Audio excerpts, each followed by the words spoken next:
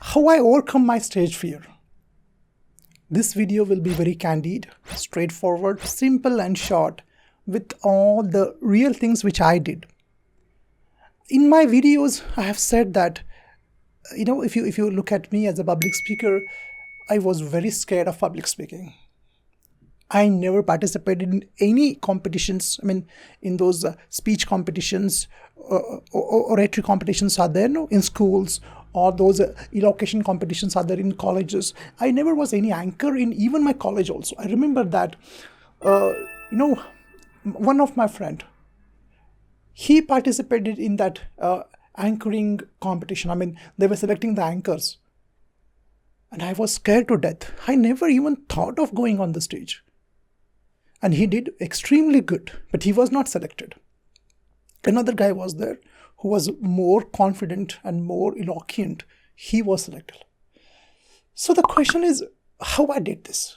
And I used a concept which at that time I did not know that I was using this methodology. It is called as exposure therapy, or it's also called as in vivo desensitization technique in psychological terms. This technique is used by psychologists to cure phobias. Like public speaking phobia is there. As I have said many times that the first fear we have is death, the second fear we have is public speaking, and the third is death while public speaking. So how to overcome this? Understand, every person who is a public speaker was never a public speaker before. He has become a public speaker. Public speaking skill is learned skill. It is never natural to anyone. Take the greatest public speaker in the world. He was nervous when he started at the first. And then step by step, he became confident. How they do it? Instead of that, how I did it, I'll tell you. So friends, understand, I was working as a lecturer. I think all of you know this. I was working as a lecturer in engineering college. So I remember the first day when I went to the college, in front of that class, I was staging for the diploma students. And the class was full. 60, 75 students were there. There were no places to sit, and all the students were just looking at me. I wanted to show that I was brave. I went in front of the class. I was very scared, very nervous, and I spoke everything in Marathi. And I had written, I had prepared for 3 to 4 hours, all the material finished. Then what I did, I just gave them notes. I told them, okay, write down, so that I could get some time. I could borrow some time. Somehow it finished. But then slowly, I realized that on the day 1 I was very scared, but day 15th I was less. And after 1 month, it was normal for me. And in this way, I did not stop. Now what people do is, what my teachers did is they stopped there.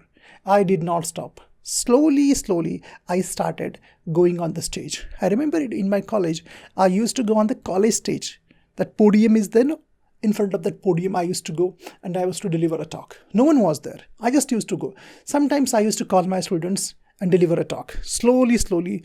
And I remember one day was that day when I grabbed the chance. There was a parents' meet. And in that parents' meet, all the parents were sitting there. But no speaker. No one was there on the podium, on the dais. And everyone was just there in their cabins. So I grabbed the mic and I went on the stage and I spoke for, you will not believe me, 40 minutes I spoke in Marathi, of course, because parents were there and I had to speak in Marathi. But while speaking, I realized that those parents were really listening to me very keenly. And in fact, when I finished my talk, they clapped. This was a eureka moment for me. And then I started believing that, yes, I can also be a big or better public speaker.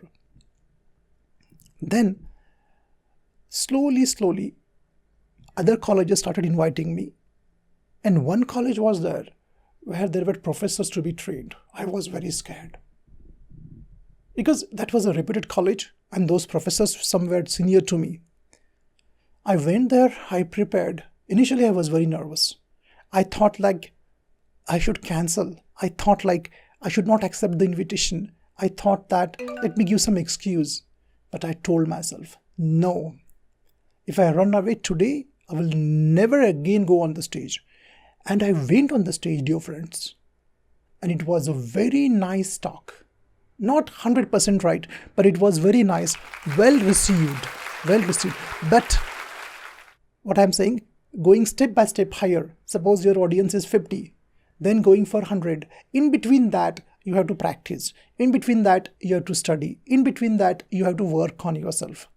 And then you can go and raise your audience 100 to 200 to 300. My, I think biggest crowd was 2,500.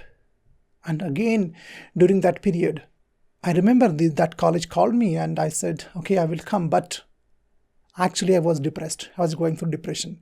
It was 2014 or something. But depression is in mind. Audience couldn't realize that. I went on the stage, I rocked. No, this is not to boast. This is not to tell you that how good speaker I am. I just wanted to tell you that I started speaking step by step. This is the key to overcome the stage fright. Step by step. I started with a diploma college, I told you. Then I upgraded to the parents. Then I upgraded to that college. Then I upgraded to the 2,500 audience. Now I train police officers. I'm a professional speaker.